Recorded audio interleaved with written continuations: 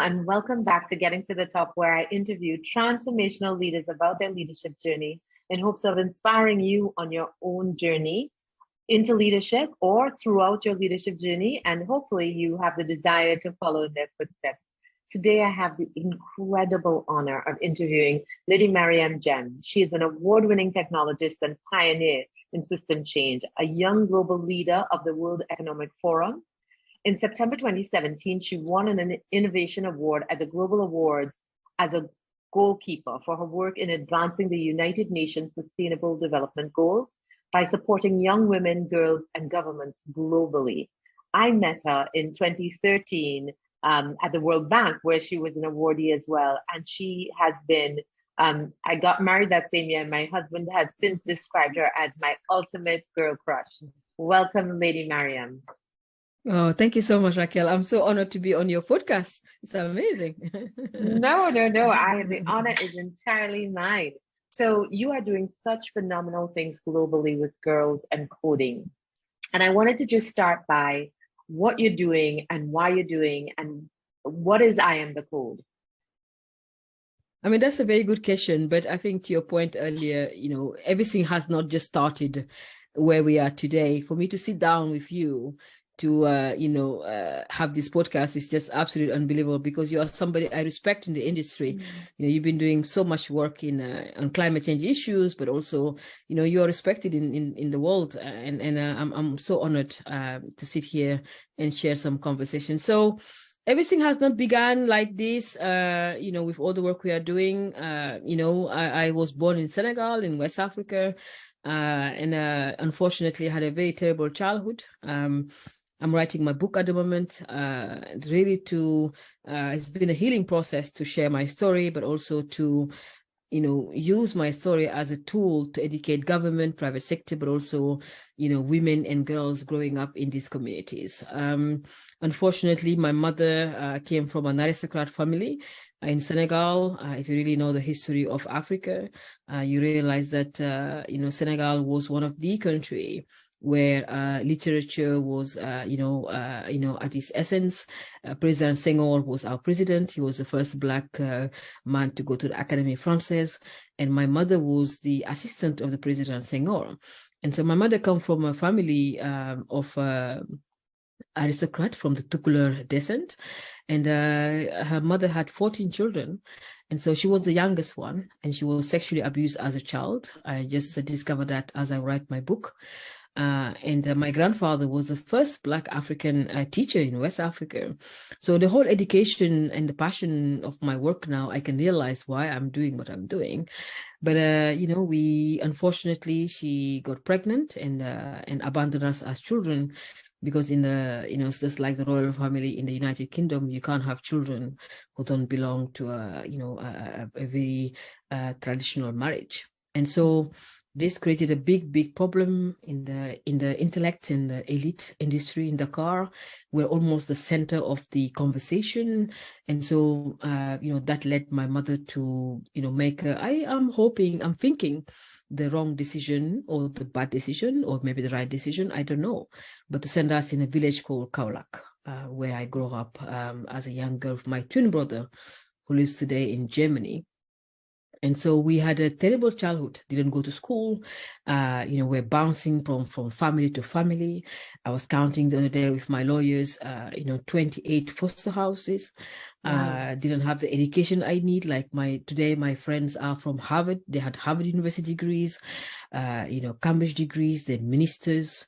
They vice presidents, they had like big jobs, and I never had this as a young woman. And so, and that kind of like really created a big problem for me psychologically. And so when I was 13 years old, I was taken away from Senegal to France. My mother's family, they own an airline. If you remember, airline Air Afrique was a big airline.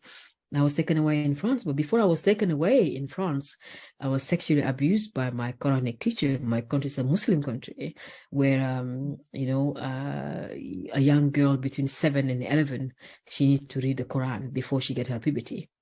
And so I was sexually abused by this man. And so that led me to have a terrible childhood. So really tumultuous childhood between I think between, by the age I was until like 2021, I can't remember so many things, but I think I had a very difficult childhood and very difficult teenage hood. And so that's what made me who I am today, sitting here talking to you. But it's been a very, very difficult journey. And so many people don't know about my journey. And actually, I don't know much about my journey because I've been trying to figure out what happened, why my mom did what she did, why why all of this happened. And so, yeah, it's been a challenging journey. But what is really good is that I'm sitting here right now talking to you. But were you ever able to have that conversation with your mother about why and what would compel her to do this? Because I think it's such an incredible part of your story. Absolutely. She died in 2020, just before, in 2019, actually just December, she died. And no, we never had a chance. She never wanted to talk about it. Again, these are royal families.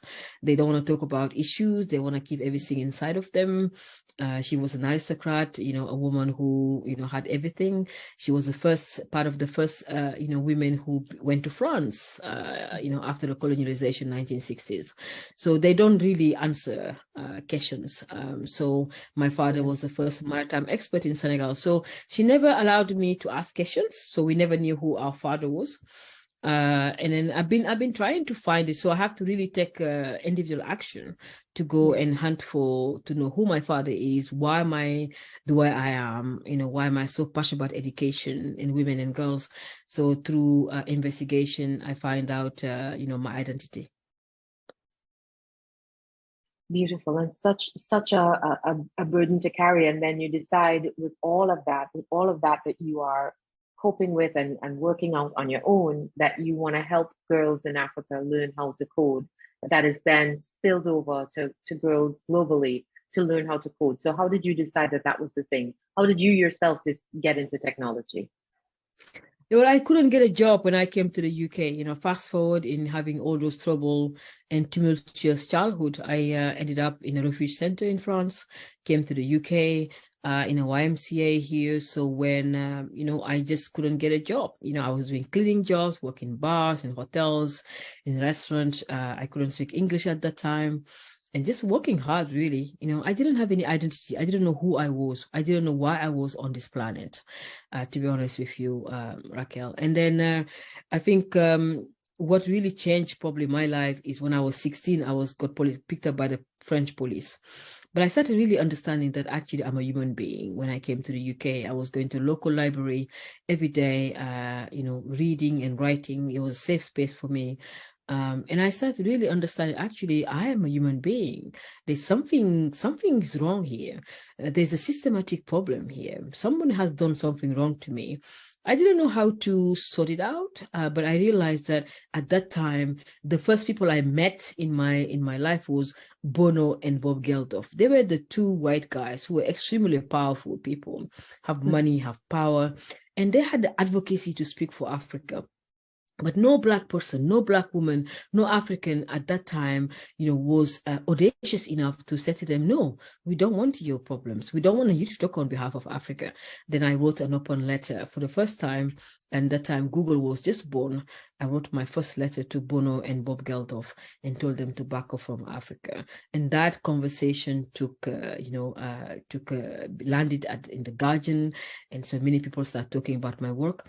But I also took that opportunity to go and change the family planning law of my country, where I wanted to make sure when women have children, they can abort them, because we didn't need to be born. But I guess, we had to be born because so I can be here with you today. But so many women in Africa are childless. They've been through different abortions because they're hiding it. But also my mother, I'm sure my mother, if she knew there was some options available for her, I don't think she would go through the difficulty she's been to as a woman. And she died today. So I'm going really backward to say why we're doing this. And so I'm a pioneer in system change. I try to think about systems, why things happen, why people make the same mistakes again, what we can do moving forward to make things better. And so in 2016, 2013, 14, I was invited to be one of the anchors of the Sustainable Development Goals. People who wrote it, think about it, think about the goals, the targets. I was one young person in the room sharing my ideas until the Sustainable Development Goals were formed. And that led me to give a big talk at the UN to say that I will teach 1 million women and girls how to code, because at that time I knew how to code 7 coding languages. I did that in 2 years. My peers were probably, doctors, and they did amazing work in their own rights, but didn't know how to code. And I realized that if I knew how to code, this will probably differentiate me from my peers. And then I got picked up by the World Economic Forum, and this gave me leverage to really go out there and fight for social justice, but also for women's rights, girls' rights, but also focus on reskilling women. When you reskill a woman or give a woman a skill, when a woman have a skill, she will have a job. Unfortunately, she doesn't have to sell herself. She doesn't have to do anything demeaning, because she got the skills. And so I then focus on purely in making sure women and girls across the world have the skills they need. And when I mean skills, I need coding skills, digital skills, climate change skills, understanding how to speak, how to communicate, how to write your blog, how to do social media. We're all in a world where only we have divided the world, Racquel, in three ways: the have not, and the leftovers. I care about the leftovers. The people who are left over, I care about them because I was left over by my family, by my mother, by society, but also only when I joined the World Economic Forum and these big networks, these big connections, that people starting to pay attention. But we have millions of women and girls today, as we speak right now, who don't have connections, they don't have money, they don't have funding, they don't have you, they don't have me, they don't have mentors, they don't have guidance. And so that's why I'm totally focused in making sure that, before I leave this earth, many women and girls are being supported. So how did you learn to code? What was it? Was it because of this letter to Bono? How did you learn to code? So I learned to code in the local library. So I didn't start with coding. I started reading encyclopedia. My English was very, very terrible. Now I have got a British accent, looks like it. But my English was very terrible. I couldn't speak English. I really didn't understand anything. But I love the Excel book. I also love the encyclopedia and dictionaries. So I was just reading and really absorbing so much information in my brain.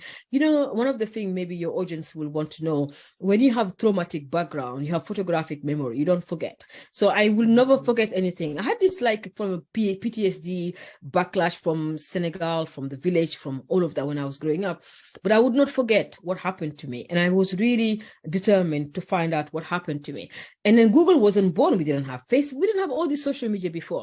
But Google had something very unique called the blog, right? It's like a pink A, where you can go actually and write something. And when you write something, it translates in a page. And so I then started writing, bad English, very angry Black woman, writing about all this stuff about them. And then in the end, I said to them, back off from Africa. And that blog, that open letter, got picked up by the Guardian. And then they read it, they understood it. So I started getting invited at conferences to talk about, aid in Africa with my friend Dambisa Moyo, and talking about all of this stuff. In that time, we didn't have the consciousness. I think what we brought in the market, Dambisa and I, and many of my fellow Africans, is bring a consciousness on aid in Africa. And then Kofi Annan backed us, and Paul Kagame, and many leaders start to understand actually what these women are saying is true, but we didn't have the audacity. We didn't have the audacity. We didn't have the the audience, the agency to actually talk on behalf of Africa. We were not talking on behalf of Africa, but wanted to make sure people are aware that someone is taking Africa for granted. Someone is taking advantage of Africa. And that's how I started blogging, talking about it, building my website. Companies calling me saying, we like what you do. Can you build a website for us? Can you build an app for us? I built many apps. Then I got invited by the Brazilian government to sell them software. So then I started my company selling software into many, many companies today in Brazil. If every citizen in Brazil have got a passport, I sold the software to the Brazilian government. For example, if you are today at Terminal 5, swiping your passport, that's a Oracle software. If you are right now, today, for example, looking at your birth certificate in Mozambique, I sold that to the Microsoft, to the Mozambican government. Then I focused solely on technology and software, but also trying to get government to make sure they buy the right software that is linked to skills and job creation for women, marginalized communities. And that's how I've been doing since. And so that's what my core mission is, making sure that any software we build, we create, is helping communities across the world. And so you had this passion for technology, and then decided that you wanted to help girls. So how did you decide that was the thing that would unlock capacity, would give them the ability to get these jobs? And how did you start? Who were the first girls? How did you start with teaching them how to code? I was sitting in meetings where companies were making a lot of money. For example, my organization bought Google in Africa. I was in Abu Dhabi, in Dubai, and called by a very good friend of mine to say, you're the only person we can trust to this event right now in Africa. So for the Google app right now, if you're using the Google app for your information and your audience, this Google app was tested in Senegal. I helped write the Google policy for Africa. So today, if you see Google in Africa, I wrote the policy for Google Africa. And so I really focusing on the tech hubs in Africa, Google, the policies. In that time, many people were not talking about, the African continent as an innovative and frontier continent to bring all this technology. And I was sitting in these meetings where I realized these companies, the French companies, many companies were making so much money, but I couldn't see any other woman in that meeting. I couldn't see how the millions of dollars they're making is affecting women. My country, Senegal, on its own, was making so much, they were spending so much money on Microsoft, for example. Every ministry in Senegal was using the Microsoft solution. But will it be translated to the African communities? No. Will we get women coming and working for those organizations? No. Then I start putting the barriers and saying, if you want to really work for Africa, with Africa, you have to start really making sure that you involve women and girls. And then that led me in 2016 to make a massive commitment to the world. It's a global commitment. It's not my only commitment. And the idea was to get 1 million women and girls to learn how to code by the year 2030. So these girls are marginalized girls. They're not part of your mainstream girls. They're not part of private school girls. They're girls who are refugees, are working in difficult places. They are marginalized. They've been through prostitution. They've been through difficult life. Not because they want to, just because society has built up a kind of like a barrier to stop them being who they want to be. And so I'm getting those young women today. We have 38,000 of them since 2016 in 78 countries, where the girls are now learning how to code. They're getting jobs. And my goal is by 2030, we can all sit up at the United Nations and say, this is the first African-led global movement that not only bring everyone together, but also taught 1 million women and girls how to code. And ultimately, what you will do, they will work for you, they work for your partners, they work for people. Because when a woman has got a job, she got skills, she got dignity and pride. Doesn't need to go and do anything else. But women without skills are struggling right now in this world. Yeah. And so how have the girls taken to coding? Were they skeptical at first, or were they really excited to learn something new? How did they get over sort of the thought process that, this is a man's thing to do? How did you get them sort of interested in STEM? Well, the girls love coding. They are fascinating young women and girls. I started in Senegal with 100 girls, with my friend Oulimata Sarr, who's today the Minister of Finance of Senegal. So she's the first woman to sit as a Minister of Economy of Senegal, my dear friend Oulimata, very proud of her. So she's the first really supported us. And so I think that's why this is why it's important we have this podcast, you and I, because when women support other women, you see a progress, because she betted on me. She gave me $10,000 in 2016 and said, come and do a hackathon. She didn't have to do that. She had a big position in this organization, she said, I want you to come and launch it in Senegal. When we went in Senegal, what I wanted to do is a hackathon, focus on human trafficking, because I wanted the Senegalese people to understand what human trafficking was, because I was trafficked as a child because of the lack of data, but also the lack of, database and security and policing and safeguarding in my country. So Oulimata Sarr did this. That led to many conversations today in Senegal. Senegal is the first country in West Africa that promulgated a law: when you rape a child without consent, you go to jail. This took 10 years for us to achieve this. So I think that what I'm saying here, Racquel, is that what we need to do is not only getting the young women and girls coding, but we also need to address global issues such as gender equality, peace and justice. We can all see right now what is happening in Nigeria, what is happening in Ukraine, what is happening in other African countries, in Ethiopia, everywhere, in Somalia, the drought. Young women and girls are not eating. They're lacking food because someone is not collaborating. Someone is not taking care of the other person. And the more we work together, the more we collaborate, the better it is. So that's what my work is, really bringing girls to learn how to code, but also helping them understand the global issues. Because when a young woman, for example, right now sitting down in Trinidad and Tobago, and when climate change issues are, when she's 18, 19, 20, she will become a woman of power, a woman of climate, someone who understands exactly what I need to do to help my city, my country, and my people. And that's why your work is absolutely amazing, to have these hubs you have in your country to make sure you're educating your people. Absolutely. And I think the thing that people think about with climate change is that, oh, well, it's gloom and doom. There's a lot of money being spent on climate action. There's a lot of money being invested in the transition. And we cannot continue to be left behind, not as women, not as people of color, not as anybody. So we have to understand that there are opportunities in all of these spaces, and there are opportunities that we need to take on and lead with. So I'm absolutely passionate about the transition economy, and that we need to rip and replace and do things very, very differently, but we also need to create a new, hopeful, inclusive economy that has equal representation of women and people of color. Absolutely. It's a non-negotiable. I mean, you are right now, we go into COP27, where you and I have been to so many COPs in our lives.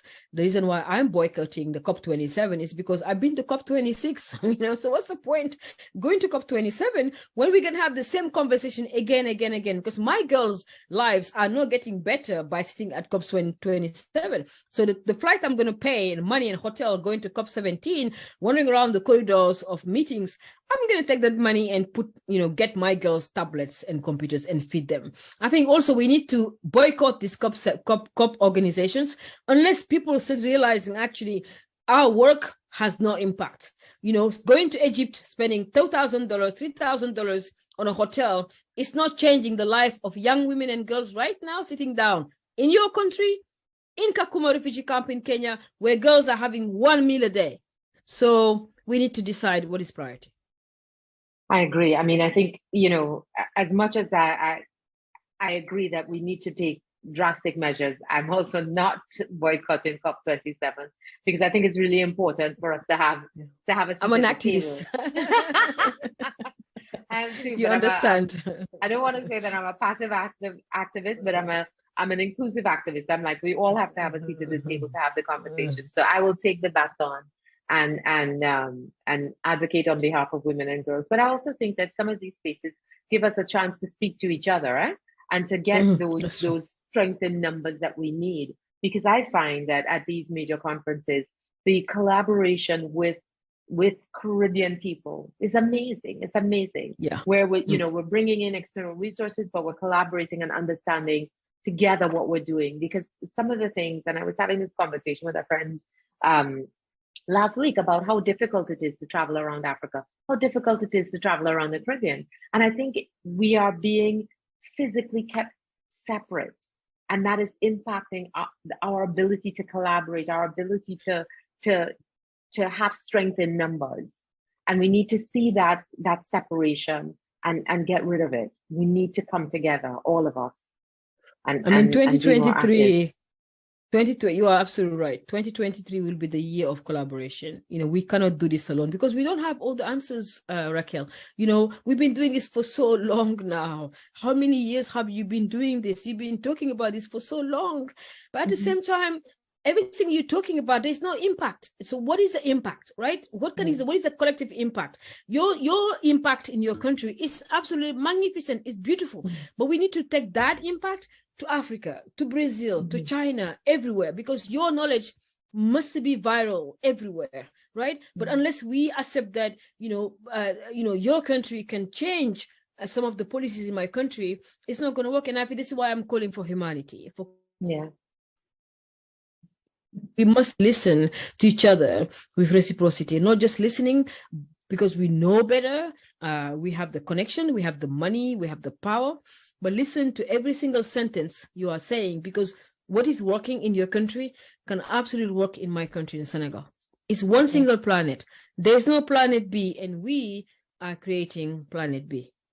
Yeah. No, absolutely true. So I want to take it back now to, and this is going to seem strange, but I'm curious. Considering your upbringing and all of the trials and tribulations and all of the work that you're doing for women and girls, what kind of parent are you? What kind of parent I am? I'm a lovely parent. I think I'm a good parent. My son is lovely. I measure my parenthood on my son Pierre. He's a young man, and I asked the other day. I was saying, if I leave this earth now, what will Pierre do? I know he will do his dishes. He will make omelets. He will wash his clothes. He'll be very sad to not have me around, but I think he's gonna survive. And then I also install wisdom in him to realize that the world, there's no sense of entitlement. Although my mother and my father biologically put me on this world, I'm on my own, and because I'm on my own, I'll die alone. But at the same time, the legacy I want to leave is every single person I touch. My voice through this podcast will be heard again. And I hope that, the wisdom I have and what I've learned through sadness and difficulty and challenges, always telling the truth is absolutely important. And so I'm hoping that my son will take this and push it forward. But I think I'm a tough parent. I include tough love and really to teach him that you're responsible for your life. I've learned that it doesn't matter. It's no money, it's no connection, it's no jewelry, it's not brands. It doesn't matter. As long as you are happy, you wake up every single morning, you are content. You pray the universe to leave you on this earth, but also to be able to have amazing people. On my podcast, I was talking about having people who are rooted in your life. They are fundamental in your life. Maybe 2 or 3 individuals who have done something for you that you should always say thank you. But also understanding that, people are like leaves. They will disappear. But surrounding yourself with good people who cares about you, who can advise you, you must be humble always. To listen to other people's advice, because we don't know it all. I don't know it all. And I'm always learning. I'm in a constant learning mode, in learning from other people, listening to what they have to say, and then take what I need and what I don't need and spread that across the world. So I think I'm a good mother. Compared to my mother, I think I am. But just, are you very loving, or are you, more stoic? How do you smother him with affection? Yes, we love each other, Pierre and I. He's a very sweet young man, and he's very tough. I'm very tough with him, just because I don't want him to think that I build up his life for him. I was telling him the other day, you now have friends in every single city in the world. You are the United States beneficiary. You got friends in every city. All you need to send an email to somebody in Nepal, in the Caribbean. So you can actually go and spend time with Racquel right now if you want to. But so I was just saying to him how lucky he is to. Yeah. I think one of the things that is really interesting about your question is that connections. I think sometimes our children and our friends, our people don't value the connections we have. You and I build up our connections. We are reputable. We know. People knows if you say anything about, your country, climate change, everyone knows, oh, you need to speak to that person. And I think one of the things I'm teaching to my son and I'm teaching to my friends' children is that build the connections, don't break relationships. Yes. Oh my goodness. Such a good Really lesson. value every single person you meet, bad or good. They're gonna teach you a lesson, but Yes. always respect people, because tomorrow, if I'm no longer here, you want to go to Nepal, you know who to talk to. If you want to go to Barbados, you know who to speak to. But if you don't appreciate people, you don't respect them, you take them for granted, you don't value who they are, tomorrow if you want to go to Nepal, no one cares, right? And so I said to my son, really value every single person you meet on the train, on the bus, on the plane. Say hello, how are you, give your business card, build a relationship. That's one of the things I've learned in my life, being not having a mother or a father or a network of people that I've been to school with for a very long time. I believe I really value every single person I meet, and I respect them, because without them, I'm nothing. Like in Africa, we say Ubuntu. I am because you are. So I'm here today because of you. Oh, I love that. I love Ubuntu. It's my favorite. It's my favorite. All right. And what kind of leader are you? Like, what would your team say about what kind of leader you are? I am very tough. I'm very tough. They will say I'm tough, but I'm actually very fair. I try to bring the best of them, but at the same time, I'm very, impatient for change. I want them to understand that it's an opportunity. When I was growing up, I didn't have a chance to work. People wouldn't give me a job. I didn't have credentials or connections or network. So I every single job, I had 4 jobs. Every single job, I was like 1000% in.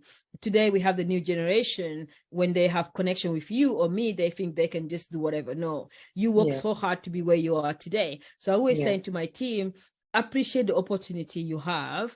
Work hard, because no one else will give you a chance. But also, if you have a leader that give you wisdom, because some leaders are just there, you do your work and you go home. But if you have a leader that spend time with you on Zoom, or educate you or inform you, always appreciate that. So I'm a kind of like mentor / leader. They can do whatever they want to do, but I'm always trying to make sure they become better human beings. I believe when you know better, you do better. Absolutely. And how can people support I Am the Code? How can we support the incredible work that you're doing? Well, IamTheCode.org is out there. During COVID-19, I responded to the United Nations need and requirements. Now I Am the Code has really scaled as an organization. We didn't have a product before, and now we have a product, which is a gift to the African continent and all of our listeners listening right now in the Caribbean, so wherever you are.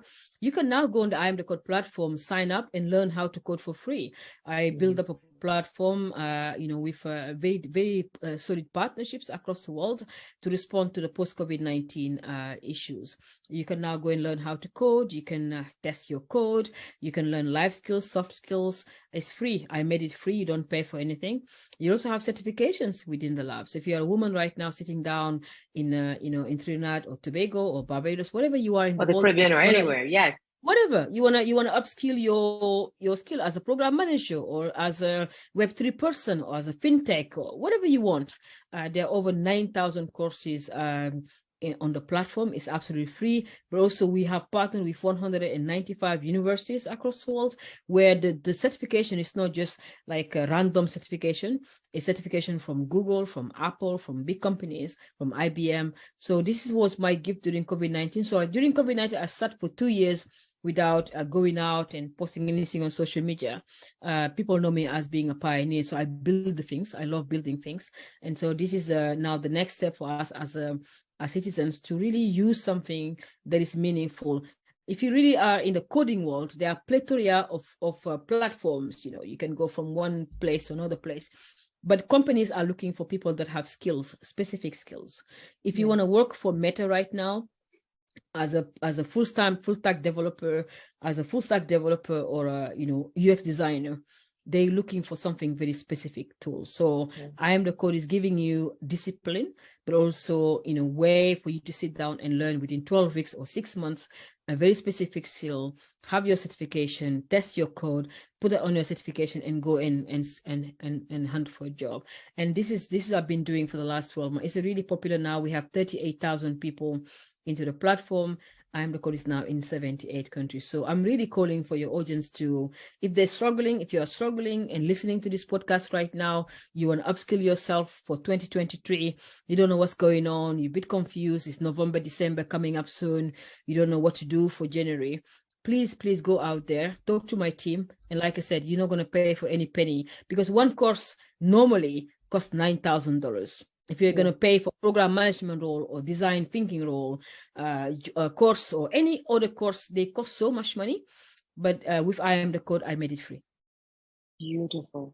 And then what is your hope? How do we get more diversity in these companies, in Meta, in Apple, in Google? How do we get more diversity? Because it's not just a certification, because we know we have any number of women and people of color who are qualified but just don't get in. How do we get more diversity in these spaces?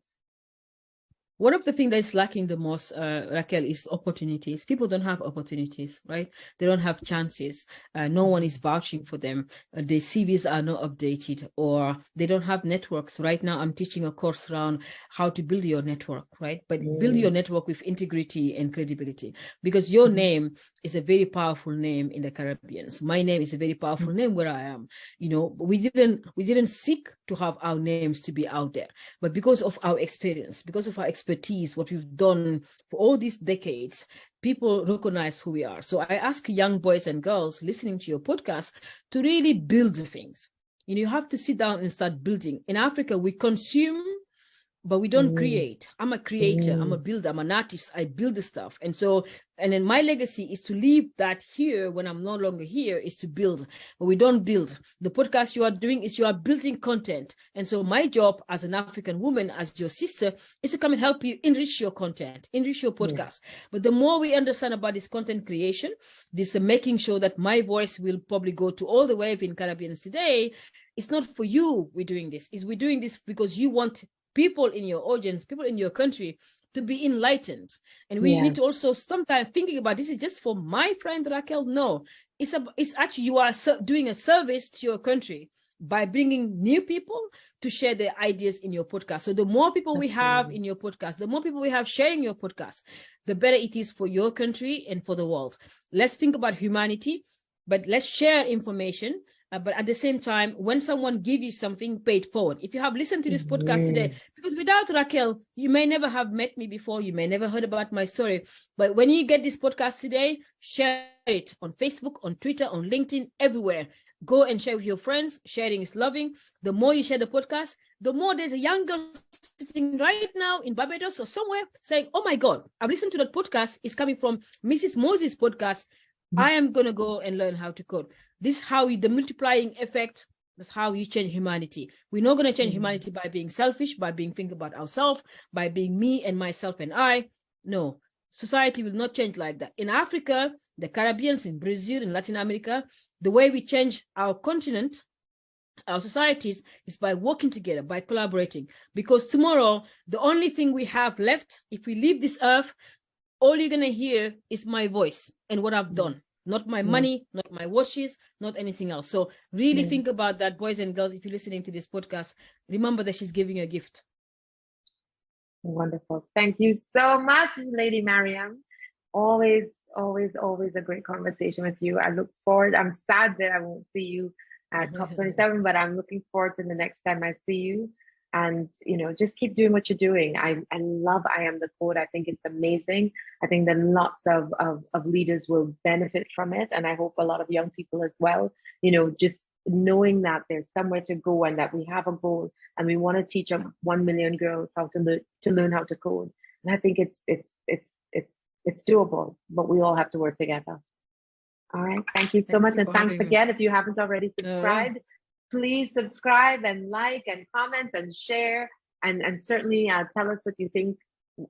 What has this made you think about, and how are you going to approach what you're doing and your networking, and how you're building your competencies, and how you're being grateful for what you're already doing while aspiring to greater things in the future. Thank you so much, and talk to you soon.